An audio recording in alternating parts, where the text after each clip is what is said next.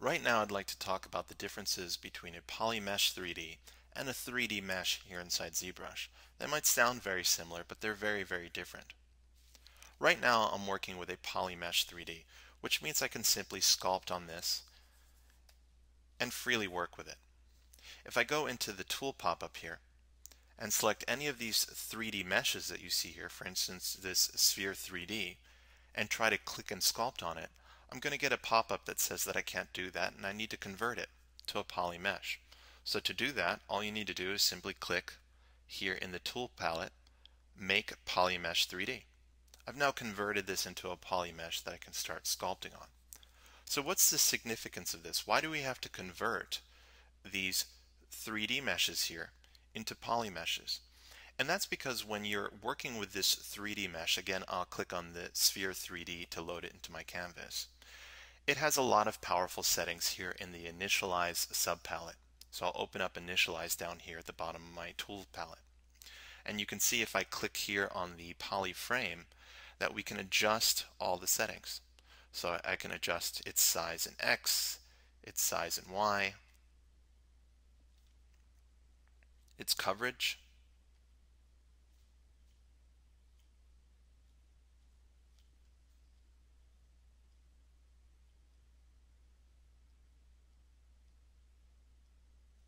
and you can see just from that one sphere we can create a variety, an almost like endless variety of different objects that we can start working with. Once you've created this object, you can simply click Make Poly Mesh and start sculpting on it. So let's take a look at another more advanced 3D mesh. I'll click on the Gear 3D. This one has a lot of settings in the Initialize pull down. Each one of these 3D objects will have their own initial settings. So you can see here we have coverage, just like the sphere did.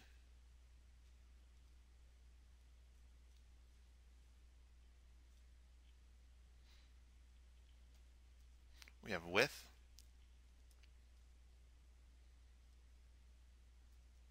and for the gear we even have some graphs that we can start adjusting. So I'll click the outer profile. I'll simply click on this line here to add more points.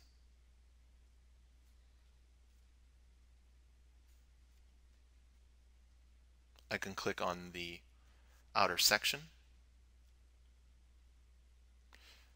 the inner profile, and you can make tons of adjustments to these tools. Another very powerful 3D mesh is the Sweep Profile 3D.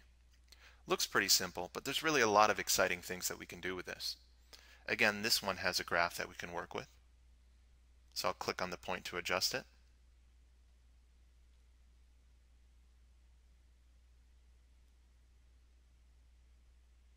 I can click anywhere to add new points.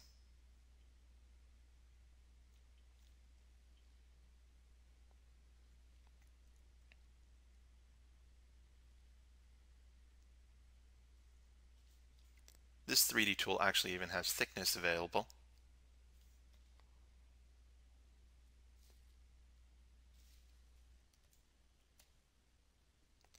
And now that I'm done with the initial state and its settings, I can again go back up to the top of my tool palette and click Make Poly Mesh. Now you'll notice when I do this, I lose my initial settings. I don't have them available to me anymore, but now I can actually start sculpting on the object. So these 3D objects available to you here inside ZBrush all have this powerful initial state that we can work with and adjust. We can then convert them to a poly mesh, which allows us to then continue further editing through sculpting and deformation methods. If you were to import an OBJ file, you may not know what that is at this stage, but more experienced 3D users will. That OBJ file will not have any of the initial settings. These are unique just to 3D primitives inside ZBrush. But you can sculpt on them right away. You won't need to convert them to a poly mesh.